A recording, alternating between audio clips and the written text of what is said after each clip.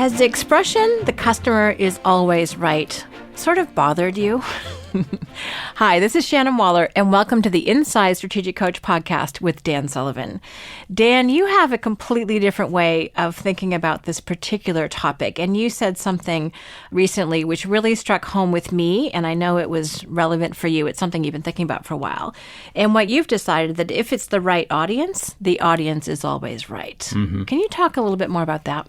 Yeah, well, first of all, the statement that I always rebelled against was that the customer is king, because there can only be one king and everybody else is a servant or a subject of the king, okay? And I'm not a servant and I'm not a subject. And that's just who I am. And I don't have kings in my life. I don't have monarchs in my life. I understand the principle, and I live a lot of the time during the year in Canada, and on our currency, the Queen of England is prominently featured on some of the bills. I think it's neat. I think the monarchy is neat. I've really spent a lot of time reading the history of the British monarch, especially over the last 100 years, and I think it's a really neat thing that the British have, but it wouldn't really matter to me whether somewhere in the politics of the country I live in, the Queen figures prominently. That doesn't bother me at all. But in terms of my day-to-day life and in terms of my interaction with customers and clients in the marketplace, I do not think about them of being king and always being right. The way I see my entrepreneurial clients who are in my strategic coach workshops, which is about 500, I have about 500 at the present level of where I am, is that the best of them are my partners, okay? Not all of them are my partners, but the best of them are my partners. And what I'm looking for is to constantly increase the number of clients that I'm coaching to the point that these are the only types of clients I have who are creative partners with me. And what I mean by that is that they're bringing in their ambitions into the workshop. They're bringing their skills into the workshop. And I'm bringing a long structure and process that's been developed personally for 45 years and organizationally for 30 years. And I want to see how combining what we've created in our growth and what they've created in their growth, how we can put these together to create entirely new ideas, new concepts, new thinking tools, new thinking structures and processes. So all the concepts, and I create basically a new workshop every 90 days and have, approaching 30 years right now. It'll be in November of this particular year. It'll be every quarter. That'll be 120 quarters. I've created a workshop that's at least 50% new material. And where does this material come from? It comes from a partnership that I have in every one of my workshops where I put out certain ideas, just perhaps writing it down on a whiteboard, smartboard. I use a thing called a smartboard, and I'll write down an idea. And I said, what do you think about this idea? Does this resonate with you at all? And I said, let's talk about some thoughts that come off of this thought. And they do that. And I'll see if the idea which I've come up with, oftentimes from a previous workshop, and I say, is this a foundation for something that's really going to be useful to everybody in the room? And then I'll work with them, and then maybe the next workshop, if it goes really well in the first workshop, I'll create a little thinking structure, a little form that they can just do in their workshop notes, and I'll just play with it. And if it keeps going, and I have about 10 workshops to work with in a quarter, by workshop 5, if this idea has gotten stronger, then this is going to be a major, major concept in the program. But if I'm not getting the creative partnership with the clients and they're not taking to it, it's dead. It's an interesting thought, but I'll know about that probably within the first half hour of conversation around the idea. So here's the thing. Just thinking on my own, the best I can be is 50% with a new idea. Okay, I have a lot of experience in creating concepts and tools, but the best that this can get me with a new idea is to the 50% line. The other 50% has to come from the creative response of the clients who are in the workshop. So I have the 10 Times Ambition program, and I also have a new program called the Game Changer program. And everybody in the Game Changer program, one of the criteria that got them is that they're tremendous creative partners when new ideas are being discussed. They have a lot of thoughts about this. They have a lot of input. They have examples. And they love the activity of creating new strategic coach ideas. Mm-hmm. As another coach, it's such a relief to recognize that your audience, the clients, are your partners in this. Because I think one of the big issues, and this is true for anyone who delivers content of any kind, is like, oh my gosh, did I get it right? And you're talking about sometimes before a new workshop, it's hard to sleep a little bit, both from excitement and whatever else, and recognizing that it's a co-created experience, which I think the most fulfilling experiences for all of us in business are those ones that are co-created. So I know I go in so calm now because I've had this thinking structure that I'm like, oh, I can't wait to see what they have to say, as opposed to I have to have all the answers, which is incredibly stressful. And how can we know what 25 or 30 or 50, in your case, people are thinking? You can't. So it's an amazing framework to go into thinking, okay, if it's the right audience, their input's going to be incredibly valuable and help me develop this idea. And if not, I'll know really quickly and come up with something else. Yeah. So there's two parts to the way we got started with this. The first one is that I mentioned that I reject the notion that the customer is king. They're not king, and they don't see themselves as kings. What they're looking for is creativity because it helps them.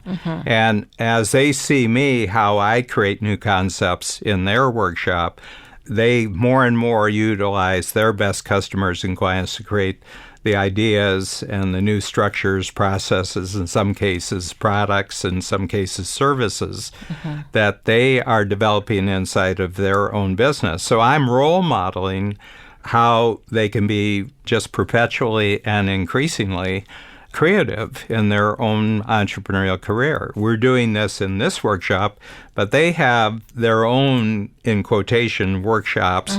And every time they meet with customers and clients, they should turn it into a creativity workshop.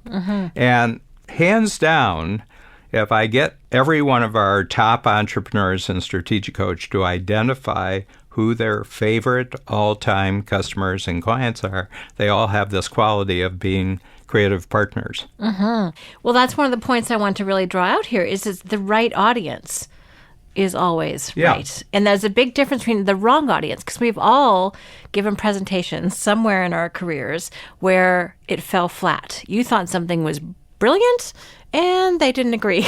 That's happened to me. That's happened to you. So it's interesting. And I think instead of trashing our ideas, sometimes we have to think, okay, well, is it the right audience or not? Can you talk a little bit to that? Because that's a key thing and actually part of one of our upcoming quarterly books. Yeah, well, the thing about it, let's examine the word right, because we've taken care of monarch. So let's examine the word right. And it's right for me. The right audience is right for me. In other words, I'm looking for an audience where I'm just exploring a new idea, and the way they respond to me is really right for me because they're supplying the other 50%. I can't develop the idea unless I get their input. And the best of the strategic coach entrepreneurs, they're right in the pool with me. When I bring up the idea, they say, oh, that's really great. Oh, yeah. And then I'll try to get as many people involved, and I'll ask questions about what people have said. And, I have enough graphic capability that I can sketch out using arrows and circles and boxes and stars that I can actually give a graphic picture of how this idea actually works. And it's beautiful, and they're so excited. What I find is when we're in that process of actually creating a new idea and it really goes somewhere, okay, I have to tell you, my greatest skill is I know now within about 5-10 minutes that this has got life to it, or, nice try. But usually if the idea I put up there the first time is not exactly resonating with them, the conversation will actually uncover a much more resonant topic. So here it is. I've been saved enormous number of hours on my own trying to develop an idea. Within 10 minutes, I know, not quite right, but there's something that's come out in the conversation that's even better. And everybody in the room knows. All said, oh, man, wow, that was an insight. And I says, great. It's mine now.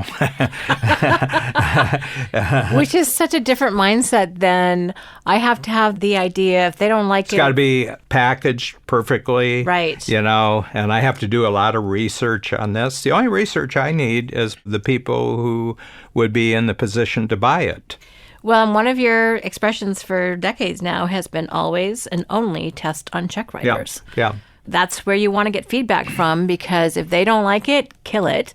And if they love it, good, develop it. Yeah, and I think that there's a transformation that's happened in me, since I first started coaching. And I'm just going to put two thoughts together here, ego and capability. I find that most people who are idea creators, they have a sense, well, I am totally sold on this idea, and now I'm going to get people to accept this idea out there. And that's not capability talking, that's ego talking. Ooh, good one. And what I've noticed as I've gotten more and more skillful of using the input from each of my strategic coach workshops, and I mean, you got to at some point just tell the truth about who is showing up at these workshops. And these are just really uniquely creative, uniquely optimistic, uniquely experienced, skillful people. Energetic. And I said, what a resource I have that I can test an idea on them. And I have to tell you, there are people who don't write checks for any ideas which they can see immediately personally useful. And that's what I love about entrepreneurs, and especially my clients, the very fact that they're writing a check for this experience, and they'll tell you when you're wasting their time. They'll tell you when this is not relating to me at all.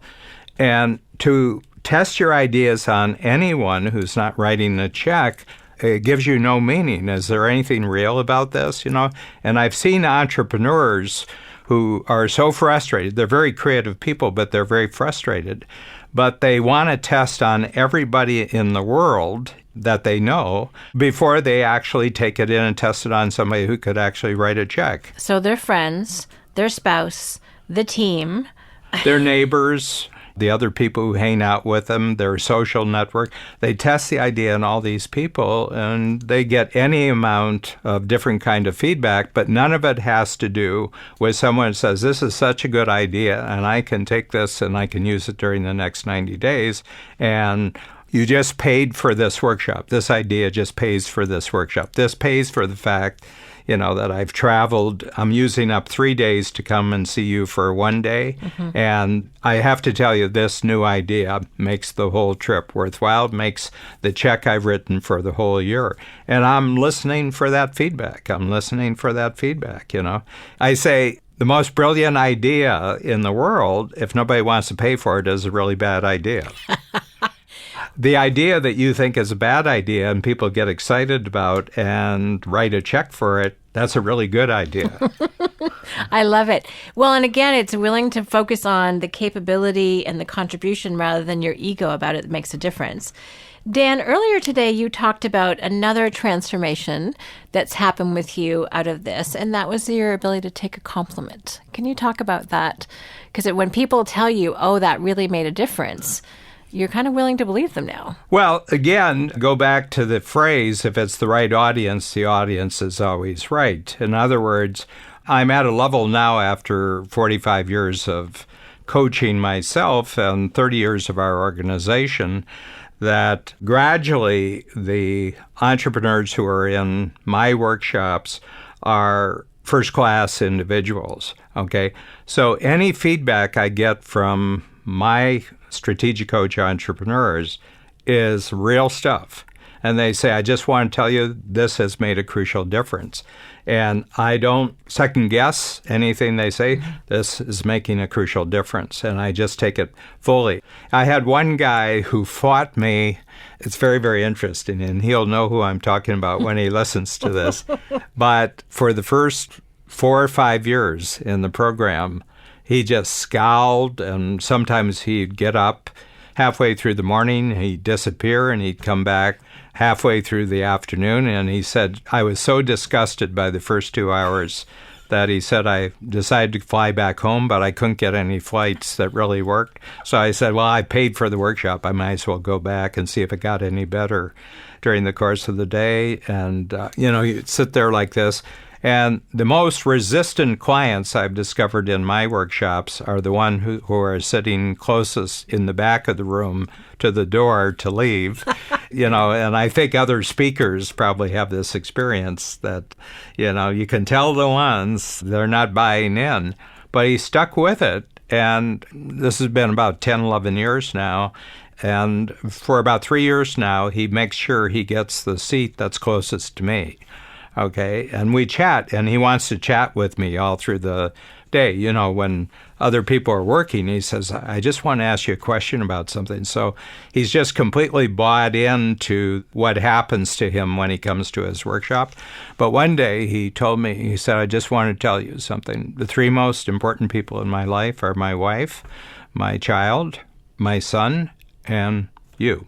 And I said, I'm number 3? And he said, yeah. I said, any chance of moving up? He says, be happy with what you got. He says, be happy. He says, you're number 3. Nobody else is number 3. And I said, why is that? He says, I do totally different kind of thinking when I'm with you. And he said, your ideas really get me to think about my thinking. I said, well, that's a phenomenal compliment. I just want to tell you that that's an incredible reward for me, and I feel it deeply. Because I know the journey he's gone through since he came into the program, and I know that I was skillful not to allow that to create negativity or animosity. I knew he was struggling.